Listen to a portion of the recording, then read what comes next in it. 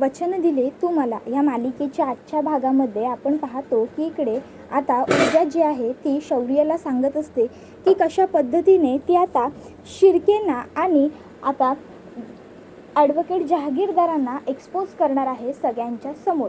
तर त्यावेळी इकडे आता शौर्य हा ऊर्जाला म्हणतो, ऊर्जा हे सगळं तू काय बोलतेस, तुला तरी कळतंय का? हे बघ, या सगळ्यामध्ये आहे ना तू माझ्या डॅडवरचा तुझा पर्सनल राग बाहेर काढतेस. तू हे जे काही बोलतेस ना ऊर्जा, ते सगळं मला अजिबात पटत नाही आहे. समजलं ना? तू वागतेस ते अत्यंत चुकीचं आहे, कळलं? त्यावर ऊर्जा म्हणते, शौर्य अरे काय बोलतोयस तू, आणि मी का पर्सनल राग बाहेर काढू? हे बघ, मी जे काही बोलली आहे ना ते अगदी बरोबर बोलली आहे. शौर्य अरे तुला माहीत नाही आहे का? अरे ते शिर्के, तो विक्रांत कशी माणसं आहेत ते. अरे कशावरून उद्या त्या पद्माबरोबर लग्न करून तो शिर्के तिला घरात सून म्हणून घेईल. अरे तो विक्रांत तिला पूर्णपणे ओढबाडून टाकेल रे. अरे तो तिला राहूच देणार नाही, सुखाने जगूच देणार नाही. मग ह्या अशा परिस्थितीत काय करायचं त्या मुलीने? कुठे जायचं? शौर्य अरे प्लीज एकदा विचार कर ना सर्व बाजूंनी. त्याबरोबर पुढे ऊर्जा हेही सांगते, शौर्य आणि मी काहीही चुकीचं करत नाही आहे. आजपर्यंत ॲडव्होकेट हर्षवर्धन जहागीरदार हे चुकीच्या पद्धतीने केस लढत आलेले आहेत, चुकीच्या पद्धतीने जिंकत आलेले आहेत, आणि म्हणूनच मी हे करते. त्याबरोबर शौर्य म्हणत असतो, ऊर्जा आता सध्या आहे ना मला तुला पद्माला न्याय मिळवून द्यायचा आहे असं कुठल्याच अँगलने वाटत नाही आहे. आता सध्या तरी मला असंच जाणवत आहे की तुला फक्त आणि फक्त ॲडव्होकेट हर्षवर्धन जहागीरदार ह्यांच्यावरती सूड उगवायचं आहे ना, म्हणून तू हे सगळं करतेस. त्यावर ऊर्जा म्हणते, काय सूड उगवायचं आहे? सुडाच्या भावनेने करते हे सगळं मी? काय बोलतोयस तू हे शौर्य, आणि किती खालची भाषा बोलतोयस तू? त्यावर शौर्य म्हणत असतो, ऊर्जा मी जे काही बोलतोय ना ते अगदी बरोबर बोलतोय. तुला डॅडवरती सूड उगवायचं आहे ना, म्हणून हे सगळं करतेस तू. त्याबरोबर ऊर्जा म्हणते, मी सूड उगवण्यासाठी काहीही करत नाही आहे शौर्य, समजलं ना? लक्षात ठेव, मुळात तुझे डॅड चुकीचे आहेत, चुकीचे होते आणि चुकीचेच असतील, कळलं? आजपर्यंत हर्षवर्धन जहागीरदार, ॲडव्होकेट हर्षवर्धन जहागीरदारांनी अशा कितीतरी केसेस आहेत ज्या फक्त आणि फक्त खोट्याच्या बाजूने लढल्या आहेत, कळलं ना? त्याबरोबर शौर्य म्हणतो, अगं मग मी तुला नाही कुठे म्हणतोय, मी होतोच ना या सगळ्यामध्ये तुझ्याबरोबर, मी नाही म्हणतच नाही आहे. पण माझ्या डॅडने जे काही केलं आहे ते कोर्टात केलं आहे ना, मग तू सुद्धा कोर्टात खेच त्यांना. पण तू त्यांची अशी बदनामी केलेली मला चालणार नाही. ऊर्जा म्हणते, हो का, मी कोर्टात खेचू का त्यांना? अरे पण तुझे डॅड तरी कुठे कोर्टात वागतायत व्यवस्थित? तुझ्या डॅडने सुद्धा हा जो काही फालतू प्लॅन बनवला आहे लग्नाचा वगैरे, हा सगळा कोर्टाच्या बाहेरच केला आहे ना त्यांनी. मग म्हणजे त्यांनी कोर्टाच्या बाहेर काहीही वागलेलं चालणार आहे का शौर्य तुला? त्याबरोबर शौर्य म्हणत असतो, ऊर्जा मी काहीही त्यांनी केलेलं माफ असेल असं म्हणतच नाही आहे, पण तू उगाचच्या उगाच आहेस ना गोष्टींचा इश्यू क्रिएट करतेस, कळतंय का तुला? तू चुकीचं वागतेस ऊर्जा, म्हणून मी चिडतोय तुझ्यावर. ऊर्जा म्हणत असते, शौर्य मी नाही चुकीचं वागत आहे. आता सध्या ना तुला तुझ्या वडिलांच्या प्रेमाची पट्टी डोळ्यावरती बांधलं गेल्यामुळे काय चूक आणि काय बरोबर हे कळत नाही आहे बहुधा. तुझे वडील आहेत ना ते चुकीच्या बाजूने लढत आहेत आणि ते कायमच चुकीचंच लढत आलेत. आजपर्यंत ते कधीच सत्याच्या बाजूने लढलेले नाही आहेत. ॲडव्होकेट हर्षवर्धन जहागीरदारांनी न जाणू अशा किती केसेस लढल्या असतील ज्यामध्ये त्यांनी फक्त चुकीच्या व्यक्तीची, चुकीच्या लोकांची साथ दिलेली आहे, समजलं ना? तू मला सांगू नकोस शौर्य की त्यांनी काय काय केलं आहे आतापर्यंत ते. त्याबरोबर मग आता शौर्य म्हणत असतो, ऊर्जा बाद झालं, तू माझ्या डॅडबद्दल काहीही बोलशील आणि मी ऐकून घेत जाईन असं जर तुला वाटत असेल तर तसं होणार नाही आहे. तू बोलतेस ते चुकीचं आहे, सारासर चुकीचं आहे. त्याबरोबर ऊर्जा म्हणत असते, हो का, मग सांग ना त्यांनी आपले पुरावे नष्ट करण्याचा प्रयत्न का केला, कशासाठी केला? त्याबरोबर आता शौर्य म्हणतो, हो मी नाही कुठे म्हणतोय, माझ्या डॅडने पुरावा नष्ट करण्याचा प्रयत्न केला ना, केला, आणि त्यासाठी त्यांना जी काही योग्य ती शिक्षा व्हायला हवी होती ती सुद्धा झाली की कोर्टात सगळ्यांच्या समोर आपण ही गोष्ट दोघांनी मिळून सिद्ध केली की माझ्या डॅडने पुरावा नष्ट करण्याचा प्रयत्न केलं ना आपण हे सगळं. मग त्यांना अद्दल घडायची होती ती घडली, पण आत्ता ऊर्जा तू हे जे काही करतेस ना ते अत्यंत चुकीचं करतेस, समजलं? आता फक्त तू माझ्या वडिलांवर सूड उगवण्यासाठी हे सगळं करतेस. ऊर्जा म्हणते, शौर्य मी असं काहीही करत नाही आहे. शौर्य म्हणतो, हो का, मग का खेचायचं तुला माझ्या वडिलांना मीडियासमोर? का मीडियासमोर तुला त्यांची बदनामी करायची आहे? सांग ना. या घरात तुझी बहीण दिव्या वहिनी लग्न करून आली, माझं डॅड कधीतरी तिच्याबरोबर वाईट वागले किंवा चुकीचं वागले? नाही. त्यांनी कायम तिला चांगलं वागवलं, कायम तिला रिस्पेक्ट दिला, सुनांचा सुद्धा रिस्पेक्ट केला. अगं तू ऊर्जा, तू ह्या घरात ज्या दिवशी लग्न करून आलीस त्या दिवसापासून आत्तापर्यंत एकदा तरी सून म्हणून माझे डॅड तुझ्याबरोबर काहीही चुकीचं वागलेत, काहीही वाईट बोललेत तुला? नाही. मग त्याबरोबर पुढे शौर्य म्हणतो, मला मान्य आहे की माझे डॅड या केसमध्ये चुकले असतील, पण याचा अर्थ माझे डॅड माणूस म्हणून वाईट आहेत असं तू म्हणत असशील तर ते चुकीचं आहे आणि ते मी कधीच एक्सेप्ट करणार नाही आहे ऊर्जा. मला मान्य आहे की तो शिर्के आणि तो विक्रांत ते खूप नालायक माणसं आहेत, खूप हलकट नीच माणसं आहेत ती लोक, पण याच रांगेत तू माझ्या डॅडने आणून उभं करशील तर ते मी एक्सेप्ट करणार नाही. कारण मुळात माझे डॅड तसे नाहीच आहेत.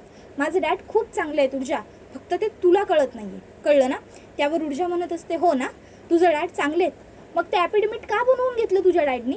हां, तुझं डॅड शिर्केंना आणि त्या विक्रांतला हॅझन त्यांचे लॉयर म्हणून सांगू शकत होते ना की आपण ह्या मार्गाने नको जाऊया, ही पद्धत चुकीची आहे, हा मार्ग चुकीचा आहे, आपण हा अवलंबायलाच नको. वाटत नाही तुला हे सगळं त्यांनी करायला हवं होतं असं? त्याबरोबर मग शौर्य हा म्हणत असतो, ऊर्जा पण ही सगळी आयडिया जर त्यांची असेल तर? ऊर्जा म्हणते, अरे मग मी नाही म्हणतच नाही आहे ना, आयडिया जरी त्यांची असली तरी तुमच्या ऑफिसमध्ये ते पेपर तयार केले, तुमच्या ऑफिसमध्ये ते ॲफिडेविट बनवलं आहे, तुमच्या ऑफिसचा स्टॅम्प आहे त्याच्यावरती, मग तुझ्या वडिलांकडेच आलं होतं ना ते काम. मग तुझ्या वडिलांनी तेव्हा विक्रांतला समजवलं का नाही की आपण चुकीच्या पद्धतीने हे सगळं करतोय, हे सगळं नको करायला? सांग ना, का नाही केलं त्यांनी हे सगळं? हां, बोल, ह्याच्यावरती उत्तर आहे तुझ्याकडे? आहे ना तुमच्या ऑफिसचा स्टॅम्प त्या पेपर्सवरती? त्यावर शौर्य म्हणतो, आमच्या ऑफिसचा स्टॅम्प आहे म्हणजे आमच्याच ऑफिसचा स्टॅम्प असणार ना, ऑफकोर्स. शिर्के, तो विक्रांत शिर्के डॅडचा अशील आहे, मग आमच्याच ऑफिसमधून स्टॅम्प करून जाणार ना त्याचे पेपर. त्यावर ऊर्जा म्हणते, अरे फक्त स्टॅम्प करून नाही गेलेले ते पेपर शौर्य, तुमच्या ऑफिसमध्ये तयार केलेले गेले ते पेपर. आणि म्हणून माझा भांड आहे की अरे विचार कर ना त्या मुलीचा एकदा, तो विक्रांत तिला लग्न करून बायको म्हणून मिरवणार नाही आहे. अरे लग्न करून तिच्या सह्या घेऊन तिला सोडून देणार ती लोक, मग त्या मुलीचं काय होईल, तिने काय करायचं, ह्या गोष्टींचा विचार आहे तुझ्या मनात? त्यावर शौर्य म्हणतो की तुझ्या मनात ना सध्या ह्या सर्व गोष्टींपेक्षा जास्त तुझ्या वडिलांनी केलेली आत्महत्या आहे ऊर्जा, आणि म्हणूनच तू माझ्या डॅडवरती सूड उगवतेस. आणि तरीही तुझा सूड झालाय की आता पूर्ण. त्या दिवशी कोर्टात त्या पद्माच्या केसच्या हिअरिंगला तू जिंकलीस, माझे डॅड हरले, मग झालं ना तुझं सूड पूर्ण. त्यांना मनस्ताप झाला, त्रास झाला, झालं की सगळं. त्यावर ऊर्जा म्हणते, अरे कसला त्रास, कसला मनस्ताप, चुकीच्या बाजूने खेळत होते ते, चुकीची बाजू होती त्यांची, म्हणून हरले ते, त्याच्यात कसला आला त्रास, कसला आला अपमान, कसला आला मनस्ताप रे? त्याबरोबर शौर्य म्हणत असतो, ऊर्जा तू माझ्या डॅडबद्दल चुकीचं वागतेस आणि चुकीचंच बोलतेस, तू विसरतेस ही गोष्ट की माझे डॅड तुझे सासरे आहेत, समजलं? त्याबरोबर ऊर्जा म्हणते, शौर्य मी काही विसरत नाहीये, गोष्टी विसरतोस का तू की ॲडव्होकेट हर्षवर्धन जहागीरदारांनी काय काय केलंय? मला जे 2 लाख रुपये ऑफर केले होते ते शिर्केने नव्हते, हर्षवर्धन जहागीरदारांनी केले होते. माझ्या अकाउंटला जे 5 लाख रुपये जमा झाले होते ते शिर्केंनी नाही, हर्षवर्धन जहागीरदारांनी जमा केले होते. कशावरून? माझ्यावर जी गोळी झाडली गेली त्यामागे सुद्धा हर्षवर्धन जहागीरदारांचाच हात नाहीये? हां, सांग ना शौर्य, ह्या सर्व गोष्टींना तुला नाही मला सामोरं जावं लागलं. शौर्य म्हणतो, 1 मिनिट, तुला सामोरं जावं लागलं म्हणजे? ऊर्जा नेमकं तुला म्हणायचं काय आहे? ह्या सगळ्यात मी कुठेच नव्हतो, मी तुझ्याबरोबर कधीच नव्हतो का? बोल ना, असं म्हणायचं असेल तर ते स्पष्टपणे सांग की मी तुझ्याबरोबर नव्हतो. त्यावर ऊर्जा म्हणते, अरे मग तेच तर म्हणते ना शौर्य, अरे कायम होतास तू माझ्याबरोबर, होतास ना, मग आता सुद्धा हीच इच्छा आहे माझी, हीच अपेक्षा आहे माझी तुझ्याकडून की आत्ताही कायम तू माझ्या सोबत असावंस, पण आता तू माझ्या सोबत राहण्यासाठी तुझीच तयारी दिसत नाहीये. त्यावर शौर्य म्हणत असतो, कारण ऊर्जा तू चुकतेस. जोपर्यंत मला वाटत होतं ना की तुला पद्माला न्याय मिळवून द्यायचा आहे, तू पद्माचा विचार करतेस, तोपर्यंत मी तुझ्याबरोबर होतो, तोपर्यंत मी तुझी साथ देत होतो. पण आता जेव्हा मला कळून चुकतंय की तू किती चुकीची वागतेस, तेव्हा मी तुझी साथ द्यायला नाकारतोय. आता फक्त तू तुझ्या वडिलांचा सूड घेण्यासाठी हे सगळं काही करतेस. ऊर्जा म्हणते, सूड घेण्यासाठी. त्यावर मग शौर्य म्हणतो, हो सूड घेण्यासाठी. नाही, मला मान्य आहे ना, माझे डॅड तुझ्या डॅडबरोबर चुकीचं वागले, माझ्या डॅडने तुझ्या डॅडचा अपमान केला, पण म्हणून तू माझ्या डॅडची एवढी मोठी बदनामी करशील ऊर्जा? त्याबरोबर ऊर्जा म्हणते, तुझ्या डॅडने माझ्या डॅडचा उगाच अपमान नाही केला, तुझ्या डॅडने माझ्या बाबांना भर कोर्टात ते बरोबर बाजूने लढत असताना सुद्धा चुकीचं ठरवलं, त्यांना अपमानित केलं, पॉवरचा वापर करून त्यांना हरवलं, आणि त्याच त्रासामुळे माझ्या बाबांनी आत्महत्या, इतकं बोलून ऊर्जा थांबते. त्याबरोबर आता शौर्य म्हणत असतो, 1 मिनिट, माझ्या डॅडनी तुझ्या बाबांना आत्महत्या करा असं सांगितलंच नव्हतं.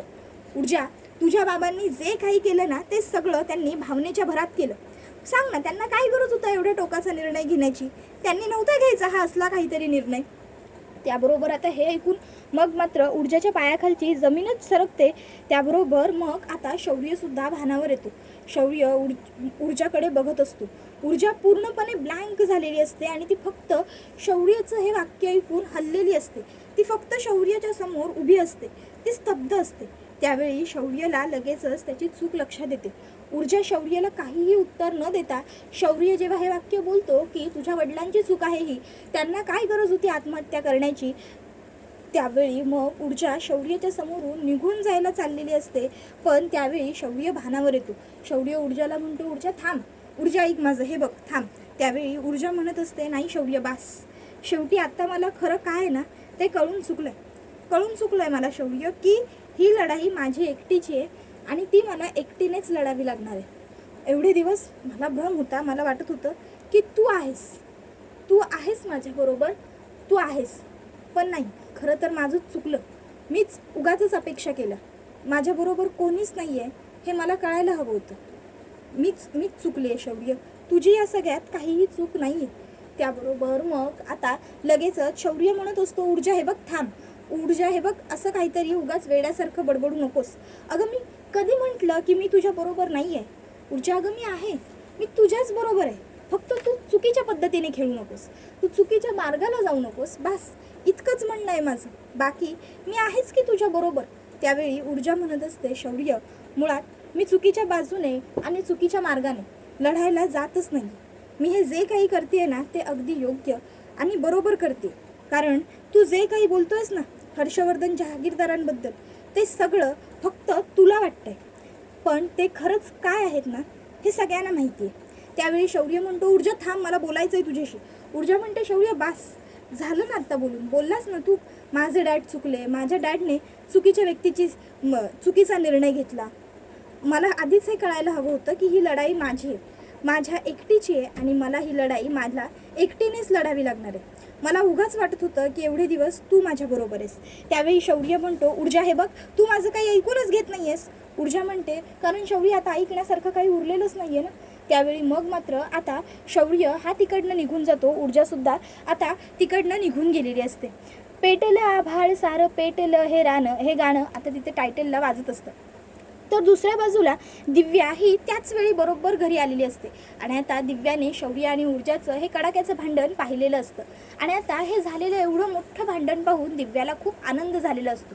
तर खोलीत येऊन ऊर्जाला मात्र खूप जास्त वाईट वाटलेलं असतं. ऊर्जा रडत असते. तिला वाटत असतं की म्हणजे आज शौर्य मला हे सगळं बोलला. खरं तर ऊर्जाचा ह्या गोष्टींवर विश्वासच बसत नसतो.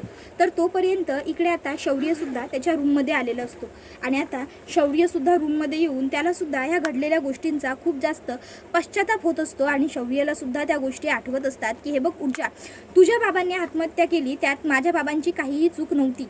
माझ्या बाबांनी त्यांना आत्महत्या करायला सांगितली नव्हती. तुझ्या बाबांनी स्वतःहून एवढी आत्महत्या करण्या एवढी भूमिका घेतली. एवढी टोकाची भूमिका घेण्याची त्यांना खरं तर काहीही गरज नव्हती. आणि हे सगळं ऐकून मात्र आता ऊर्जा किती तुटली होती हेही शौर्याला आठवतं आणि शेवटी मग शौर्याला पश्चाताप होतो आणि पश्चातापाच्या आगीत तो आता खोलीमध्ये आदळआपट करायला लागतो. आता तो खोलीत आदळआपट करत असतो. दुसऱ्या बाजूला इकडे ऊर्जा मात्र शांत स्तब्ध एका जागी उभी असते आणि ती आता खूप जास्त दुखावली गेलेली असते. तिला खूप खूप वाईट वाटलेलं असतं ह्या गोष्टींचं की शौर्य माझ्याबरोबर हे असं कसं बोलू शकतो, त्याला काहीच वाटत नाही का हे सगळं बोलताना. असो, आता ती या विचारात मग्न असते. तर दुसऱ्या बाजूला इकडे हे जे घडलेलं आहे ते सगळं बघून दिव्याला मात्र खूप जास्त आनंद झालेला असतो. दिव्या विचार करते, अरे वा वा वा वा वा, बरं झालं माझी पर्स मी घरी विसरले म्हणूनच तर मला घरी येता आलं आणि मी घरी आले म्हणूनच तर मला हा एवढा मोठा ड्रामा पाहायला मिळाला, नाहीतर मी एवढा मोठा ड्रामा मिस केला असता. वा वा वा. आता हे भांडण नेमकं कशावरून झालं आहे हे तर मला कळलेलं नाही आहे, पण जे भांडण हे झालं आहे ते मला योग्य व्यक्तीपर्यंत पोहोचवायला मात्र हवं. वा वा वा. याच्यापेक्षा जास्त मिरची मसाला आणखीन काय असू शकतो. तर दुसऱ्या बाजूला आता इकडे जे शिर्के असतात ते इकडे लगेचच विक्रांतला म्हणतात, विक्रांत कुठे चाललायस? त्यावर विक्रांत म्हणतो की आलो जरा बाहेरून जाऊन डाळ. त्याबरोबर शिर्के त्याला म्हणत असतात की आता लग्न आहे तुझं, हे असं बाहेर भटकणं जरा बंद कर, लग्नात असा सुजलेला वगैरे चेहरा दिसायला नकोय. त्याबरोबर विक्रांत म्हणत असतो, आता काय माझं लग्न उद्या लावून देत आहे, वेळ आहे ना अजून त्या गोष्टींना. त्याबरोबर शिर्के म्हणतात की हे बघ, लग्न म्हणजे काय गंगेत घोडा न्यायलं आणि पांढरं शुभ्र निघालं असं नसतं. लग्न म्हणजे आठवडाभर 15 दिवस आधीपासूनच घरी राहावं लागतं, काळजी घ्यावी लागते, समजलं ना? उगाचच्या उगाच घाई करू नकोस. आणि हो, प्रेस कॉन्फरन्स सुद्धा येणार आहे तुझ्या लग्नात. त्याबरोबर आता विक्रांत म्हणतो, काय हात बाकी होतोय तेवढा तमाशा पुरे नाही आहे का, की आणखीन तुम्हाला प्रेस कॉन्फरन्स सुद्धा घ्यायची आहे? त्यावर शिर्के म्हणतात, तुला कळत नाही का रे की तुला एकदा सांगितलेल्या गोष्टी हल्ली लक्षात राहत नाही? काय सांगितलंय मी तुला? ह्या लग्नाचा होईल तितका मोठा गाजावाजा आपल्याला करायचा आहे, करूयात ना, शेवटी आपल्यालाच फायदा होणार आहे या सगळ्यांचा. इतक्यात आता त्या ठिकाणी शिर्केंची बायको आलेली असते, सुवर्णा म्हणते, अहो जरा ऐका ना. त्यावर शिर्के म्हणतात, त्याच्या आधी तुम्हीच आमचं ऐका, आम्ही काय सांगतोय ते. या विक्रांतच्या लग्नामध्ये आम्ही एक प्रेस कॉन्फरन्स बोलवली आहे. त्यावर ती म्हणते, प्रेस कॉन्फरन्स? त्यावर मग ते म्हणतात की हो, प्रेस कॉन्फरन्स, ज्याच्यामध्ये आपण याच्या लग्नाबद्दलची बातमी सगळ्या मीडियाला सांगणार आहोत. म्हणजे मीडियापर्यंत ही बातमी पोहोचली की अख्ख्या जगापर्यंत आपोआपच पोहोचून जाईल, मग आपल्याला काही काळजी करण्याची गरज नाही. त्यावर आता विक्रांत म्हणतो, कशाला, मी जेलमध्ये आहे, ही बातमी 2 दिवसात सगळ्या पेजेसवरती सोशल मीडियावर व्हायरल झाली, मग माझं लग्न झालं हे सुद्धा होईल की व्हायरल? त्याबरोबर शिर्के म्हणतात की अरे बाबा, सोशल मीडियावर रोज कितीतरी अफवा येतच असतात, पण तसं आपण सगळ्याच अफवांवरती विश्वास ठेवतो का? नाही ना. एकदा का बातमी वर्तमानपत्रात छापून आली कीच तिला गांभीर्य प्राप्त होतं, कीच तिचं खरेपण सिद्ध होतं, कळलं का? म्हणून प्रेस कॉन्फरन्स घ्यायची आपल्याला. आणि मग तो त्याच्या बायकोला म्हणतो, आणि तुम्हाला खरं तर काहीही बोलण्याची गरजच तिकडे पडणार नाही आहे, पण तरीही मीडिया कधीतरी मुद्दामून एखादा प्रश्न जाणून बुजून विचारतेच. जर तुम्हाला काही विचारलं तर आणि तरच बोलण्यासाठी तोंड उघडा, नाहीतर आम्ही तर देऊ सगळ्या प्रश्नांची उत्तरं. काय बोलायचं, कसं बोलायचं हे सगळं आम्ही तुम्हाला सांगू. अगदी ते आणि तसंच बोलायचं आणि काहीही चुकायचं नाही, समजलं ना? आम्ही सांगू फक्त तेवढंच करायचं. तर दुसऱ्या बाजूला तीर्थाला सोडायला पुन्हा एकदा तिचा मित्र आलेला असतो आणि आता तीर्था म्हणत असते, बाप रे, किती उशीर झाला आपल्याला यायला, आता मला घरच्यांचा ओरडा खावा लागणार आहे. त्याबरोबर तो म्हणतो, का गं, काय झालं तीर्था? त्यावर तीर्था म्हणते, अरे आमचे एक नेबर आहेत वाडी अंकल, आज त्यांच्या घरी पार्टी होती आणि आम्ही सगळी फॅमिली आज वाडी अंकलकडे जाणार होतो त्या पार्टी फंक्शनसाठी, पण आता मी तर आलीच नाही ना पार्टीला जायला. त्याबरोबर तो म्हणतो की ओ अच्छा. त्यावर ती म्हणते की अरे काय सांगू तुला, हे सेमिनारचं हे कधी पण टाईम पकडतात ना, यामुळे घरी यायला खूप उशीर होतो रे, तरी नशीब आपण एवढ्यावर आलो. त्याबरोबर तो म्हणतो, नशीब नाही, मी तुला एवढ्यावरती तरी इथे आणून सोडलंय, जर मी आलो नसतो ना तर अजून तू तिकडेच ट्रॅफिकमध्ये अडकून राहिली असतीस. त्यावरती म्हणत असते, अरे पण आता तुला घरी जायला पुन्हा किती उशीर होणार आहे तुला माहिती आहे का? मी म्हणत होते तुला मी कॅबने जाईन किंवा रिक्षा वगैरे काहीतरी मिळते का बघेन, पण तूच म्हणालास की नको नको नको मी येतो म्हणून. आता घरी कसं जाशील? त्यावर तो म्हणतो की मी जाईन माझा बरोबर, तू माझी काळजी करू नकोस.